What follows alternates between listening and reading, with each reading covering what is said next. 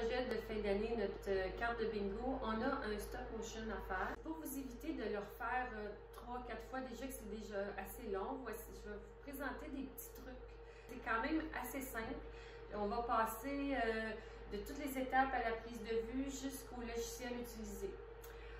Alors, la première étape, c'est d'avoir un scénario. Il faut savoir avoir une idée de ce qu'on veut faire et de l'écrire.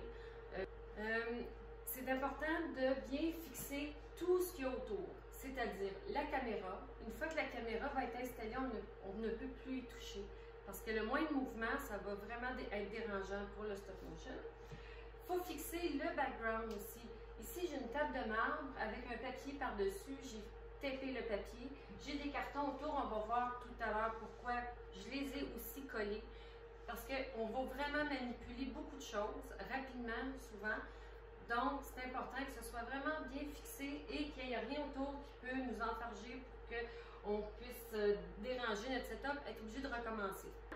La caméra, c'est plus facile si elle est complètement en manuel, c'est-à-dire focus manuel, l'ISO manuel, le balance de blanc, la vitesse et l'ouverture. Une fois que tout est arrangé pour la première photo, la lumière ne devrait pas changer, le focus très peu, surtout si vous êtes en vue de top. Ça va être facile pour vous d'arranger votre caméra pour qu'elle soit parfaite et après ça, il n'y aura plus de variables.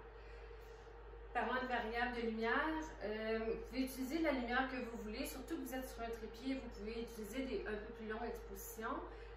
Donc, on peut utiliser la lumière continue. Si c'est sur une surface plane aussi, on peut ouvrir un petit peu plus, ça va nous aider. Si on utilise la lumière du jour, par contre, la lumière peut varier parce qu'on ne sait pas quand on commence à shooter jusqu'à quelle heure on va en avoir. Essayez d'éviter la lumière du jour. Si on prend des flashs, s'assurer d'avoir assez de temps entre deux expositions pour que notre flash soit bien rechargé. Une chose que j'ai oublié de dire aussi quand je parlais de fixer la caméra, c'est-à-dire de mettre des piles neuves au départ. Même chose si vous utilisez un flash, de mettre des piles neuves, ça va vous aider. Pour la lumière, si vous avez un grand setup, vous assurez que si vous commencez à faire vos tests puis que le sujet est à une place du setup, bien, que la lumière va être encore bonne. Surtout si vous avez juste une source, ça va être encore bonne pour quand votre sujet va être un peu plus loin. Donc, faire des tests avant de commencer pour est-ce que mon focus est bon, est-ce que mon background est propre et tout ça. Les frames par seconde. Un film, habituellement, c'est 30 frames seconde. Un stop motion, pour dire un chiffre, là, ça peut être entre 10 et 15, peut-être 20 frames seconde. 10, ça peut être un peu saccadé. C'est mieux d'en voir plus de frames par seconde que pas assez. Donc, si on veut une vidéo de 10 secondes à 15 frames seconde, ça va nous prendre 150 photos. Et il faut savoir que combien qu'on veut que ça prenne de temps pour de telle place à telle place, compter les secondes, diviser pour savoir à quelle distance bouger nos objets.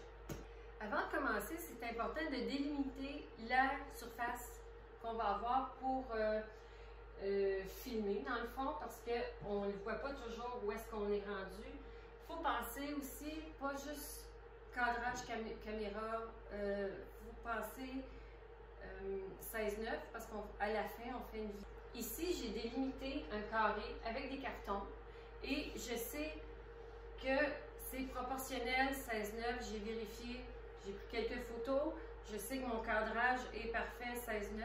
Si je dépasse mon cadrage, que je me suis mis ici, ben, je sais que je vais être à l'extérieur de ma photo.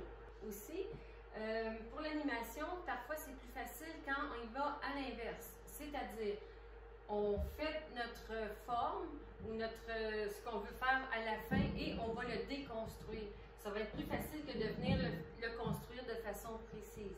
À la fin, on a juste à inverser nos photos au montage. On est maintenant prêt à faire la photo, notre série de photos.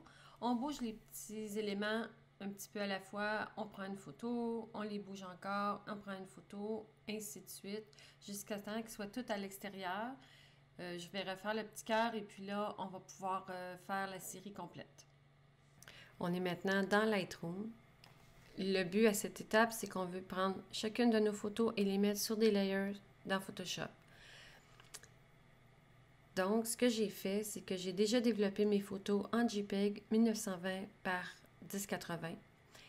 Je les sélectionne et je m'en viens ici dans Photo, Edit in, Open as Layers in Photoshop. Là, je ne le ferai pas, je l'ai déjà fait. On arrive ici dans Photoshop. Alors, vous voyez que si on n'avait pas déjà réduit nos photos, ben ça ferait vraiment un trop gros Photoshop pour rien. On peut faire cette même étape avec Bridge. On est ici avec Bridge. J'ai sélectionné mes photos.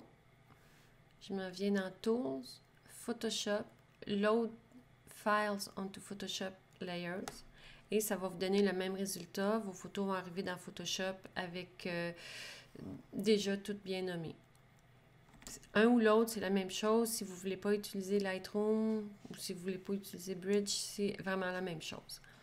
Rendu ici, on vient dans Windows, on est chercher notre timeline qui est ici, notre petite fenêtre timeline. On a deux options, une animation ou on peut créer une vidéo. Nous, ce qu'on veut faire, c'est une animation. Alors, il faut venir cliquer sur Animation. On a déjà notre premier frame qui est déjà rendu. On vient sélectionner tous nos calques et avec le petit menu ici au bout de notre fenêtre Timeline, on vient faire Make Frames from Layers. Et là, il va créer un frame pour chacun des layers qui a été sélectionné. Ensuite, on veut lui dire la durée de chacun des frames. On va venir toutes les sélectionner. Et en bas, avec le petit menu déroulant, on vient mettre, mettons, 0.2 secondes. Ça va l'appliquer à chacun d'eux. OK, on peut le vérifier, voir ce que ça donne. C'est vraiment ce qu'on veut. Si on voulait avoir le contraire, on ferait Reverse Frame. Et ça nous donnerait le contraire. Mais je pense qu'au début, on avait ce qu'on voulait. Je vais refaire Reverse Frame. Je vérifie. C'est bien ce qu'on veut. Alors, on s'en vient ici dans File, Export, Render Vidéo, 1920-1080, Render. Alors, notre petite vidéo va être faite. Si on veut, on peut l'emmener après dans Premiere ou dans eMovie ou autre logiciel d'édition vidéo où on pourra ajouter de la musique et puis peut-être du texte ou peu importe là par-dessus. Pendant qu'on est dans Lightroom, je voudrais vous montrer comment photographier directement dans l'ordinateur avec Lightroom. Alors, on vient ici. On branche votre caméra directement USB dans l'ordinateur. Ce qui aide, par exemple, c'est de ne pas avoir de carte dans votre appareil photo ou dans un lecteur sur votre ordinateur. Ça peut créer des conflits. Alors, on s'en vient ici. On branche notre appareil photo dans l'ordinateur. On s'en vient ici et Tethered Capture. Start Tethered Capture. Et là, je vais l'appeler, mettons, Stop Motion 3.